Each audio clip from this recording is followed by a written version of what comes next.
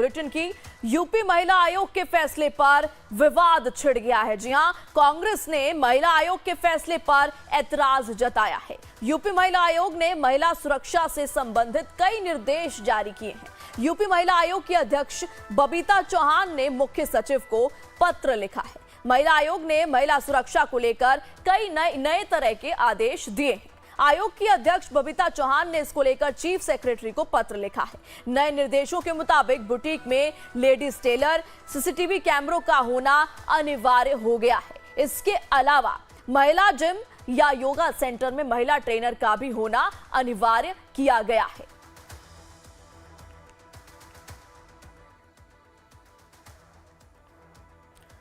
तो यूपी महिला आयोग की अध्यक्ष बबीता चौहान से हमारे संवाददाता धीरज त्रिपाठी ने बातचीत की। क्या कुछ कहना है उनका, चलिए आपको सुनाते हैं। महिलाओं की सुरक्षा को लेकर उत्तर प्रदेश राज्य महिला आयोग के स्तर पर एक बड़ी और महत्वपूर्ण पहल की गई है। महिला सुरक्षा को लेकर मैडम आपने आज एक आदेश जारी किया है, क्या है उस आदेश में? जी, महिला सुरक्षाओं को लेके तो है ही, और लेकिन महिलाओं के रोजगार से संबंधित भी है, क्योंकि महिला आयोग की अध्यक्ष हूँ और उससे पहले महिला हूँ, तो निश्चित रूप से कि महिलाओं के हित में सोचूंगी। मेरा सिर्फ ये था कि जैसे मैं अब सुनवाई करती हूँ और सुनवाई के साथ साथ ऐसे भी पर्सनली भी मेरे पास लोग आते थे पहले भी समस्याएं लेके, कि जैसे फॉर एग्जांपल जैसे जिम है, जिम में महिलाएं जाती हैं क्योंकि अब आधुनिक भारत है, आधुनिक महिलाएं हैं सब, और एक ज़रूरत भी है क्योंकि हमारे पास अब फिजिकल वर्क नहीं होता, तो लगता है कि जाएं जिम जाएं, थोड़ा वर्कआउट करें। लेकिन जिम में 99% जिम में लड़के ट्रेनर हैं वहाँ। तो कितनी सारी महिलाओं की ये प्रॉब्लम थी कि जैसे जब ट्रेनिंग के लिए वो जाती हैं, ट्रेनर वहाँ एक्सरसाइज करती हैं, तो वहाँ उनकी वीडियो बना लेना, उनके साथ फोटोग्राफी करना, फिर उनको वायरल कर देना। हो सकता है उनका मकसद ये रहता हो कि भाई हम इतने बड़े बड़े घरों की बहुओं को, इतने बड़े बड़े घर की बेटियों को हम ट्रेनिंग दिला रहे हैं, तो शायद वो जो भी रहता हो, लेकिन उससे बहुत सारे परिवार ऐसे हैं जो टूट रहे हैं, जो टूटने की तरफ है, क्योंकि ये एक पैशन है महिलाओं की कहो या जिसके भी, कि जब वो बॉडी को बनाने वाली बात आ जाती है, जब फिटनेस वाली बात आ जाती है, तो आदमी बहुत मेहनत करता है। तो लेकिन जब महिलाओं के साथ इस तरह की हरकतें होती हैं तो कई बार क्या होता है कि वो किसी सामाजिक डर से, कुछ फैमिली के डर से, कुछ इस तरह से इन अपनी बातों को नहीं रख पाती है। इसमें फिर ब्लैकमेलिंग शुरू हो जाती है।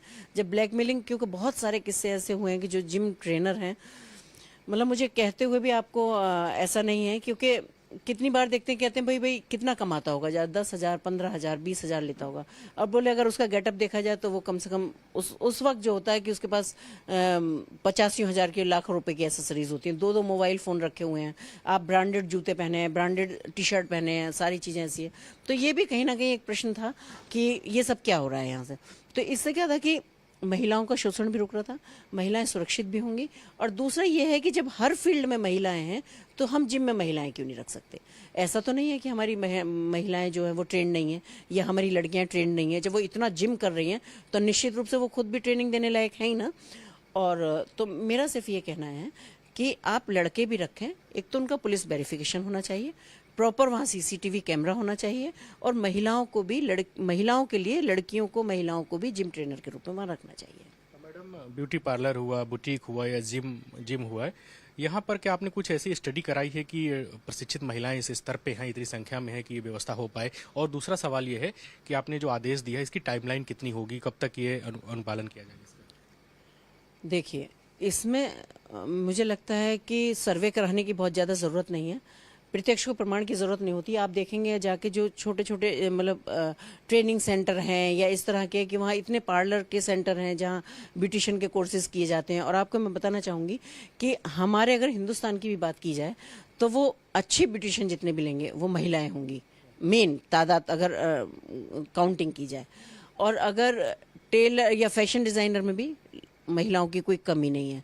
तो मैं ये तो नहीं कह सकती कि महिलाएं हमारे यहाँ ट्रेंड ही नहीं है, पर महिलाएं उतनी प्रोफेशनल होने नहीं दी क्योंकि उनको रखा ही नहीं गया, कभी जिम में रखा ही नहीं गया।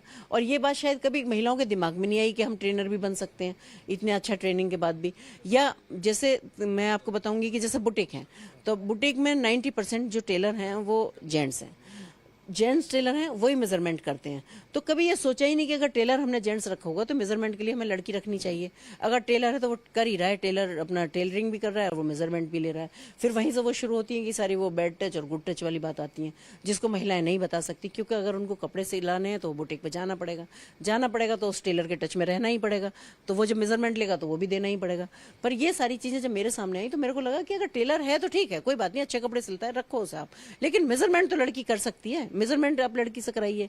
हालांकि अगर टेलर रखेंगे तो भी बहुत अच्छी बात है, टेलर अगर लड़की होगी तो भी बहुत अच्छी बात है, लेकिन अगर टेलर आपको वो पसंद है आप रखिएगा, लेकिन मेजरमेंट तो लड़की कर सकती है, तो मेजरमेंट के लिए आप लड़की रखिएगा जरूर। यही पार्लर की बात आई। पार्लर में अभी आपने देखा होगा पहले कि हमेशा जो गर्ल्स के थे, जो लड़कियों औरतों के पार्लर थे, उसमें महिलाएं काम करती थी।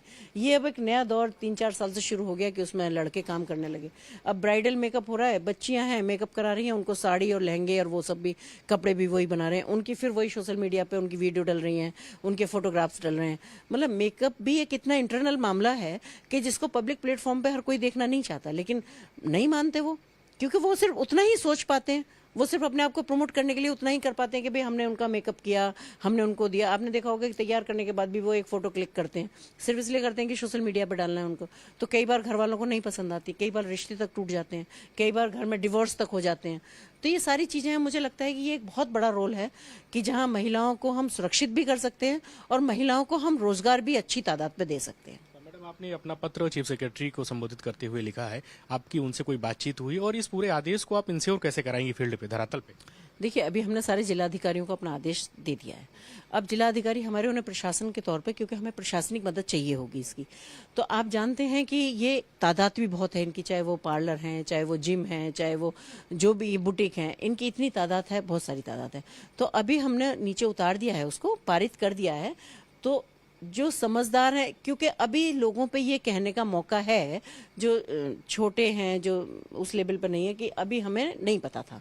तो हम कोशिश कर रहे हैं कि ज़्यादा से ज़्यादा, अब आप लोगों की आज इतनी सारी मीडिया ने इसको जब भेजेंगे, सामने देखेंगे, तो लोगों में कहीं ना कहीं इस बात के लिए भी जागरूकता आएगी। दूसरा ये आएगी कि एक पत्र के द्वारा जाना और एक आप लोगों के द्वारा जाना, आप लोगों के द्वारा जाना एक हल्ला मचना, और पत्र के द्वारा जाना एक साइलेंट आपको आदेश कर देना।